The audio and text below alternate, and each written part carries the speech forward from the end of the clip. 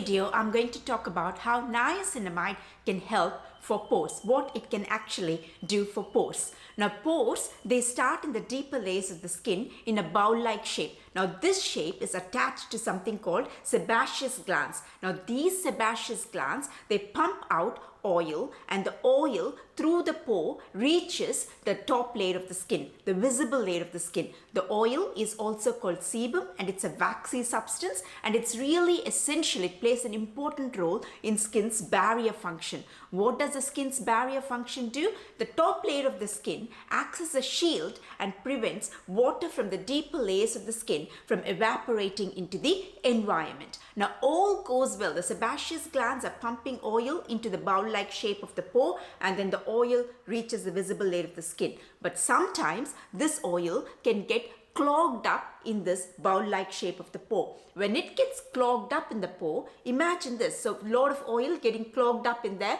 So the bowl just increases in size, and that makes the appearance of the pores on the visible layer much larger. It becomes much more visible. It looks enlarged. The clogging of the oil is especially more frequent when excess oil is getting pumped into these pores by the sebaceous glands. When this excess oil, some of the oil gets clogged in the pores. And this is where niacinamide comes into play. Niacinamide regulates the sebum production. It reduces the production of excess sebum. By regulating the sebum production, niacinamide reduces the chances of this excess oil getting clogged up in the pore, and thus reduces the appearance of the pores. Now excess oil is a huge problem if you've got oily skin, so niacinamide can really help if you've got oily skin.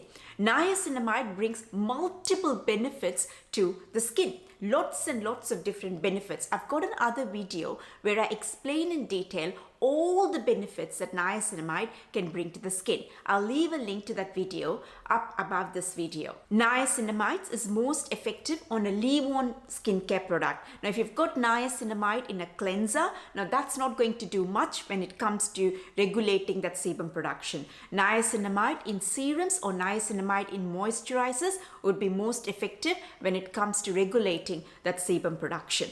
Now, how much of niacinamide do you need for regulating the sebum production?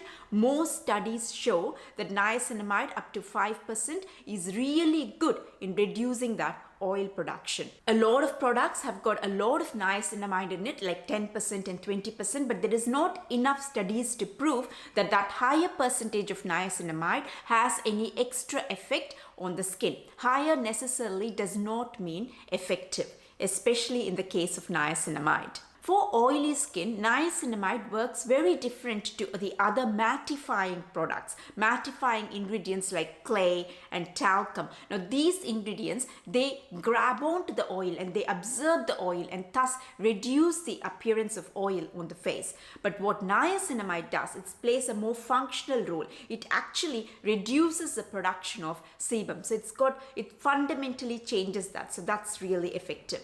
Another thing is, studies show that if you stop using niacinamide, it's not going to work. Niacinamide works really well with salicylic acid when it comes to reducing this oil production. What salicylic acid does is, it's a BHA, it's a beta hydroxy acid.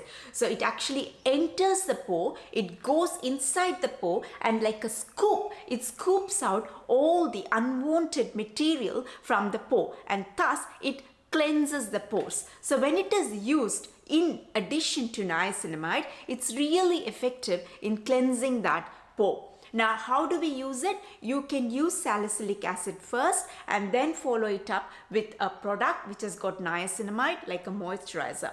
But if you're using a serum which has got niacinamide in it, use salicylic acid first, leave some time gap, and then use niacinamide after that. Or you can use salicylic acid in the PM and use niacinamide in the morning. So that's up to you. But usually salicylic acid first followed by niacinamide works quite well. Well, that's about it. That's how niacinamide can help reduce the appearance of pores.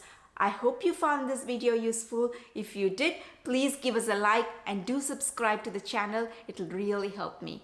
That's it for now. I'll see you in the next video. Bye.